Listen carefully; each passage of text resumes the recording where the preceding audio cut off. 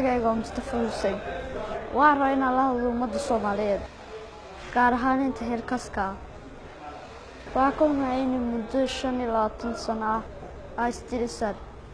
waa ka baqay inaan noqon doono Falastiintii Afrika Falastiin waxay ummad sidaan oo kale ah oo dal leh laakiin maanta waddan ma laha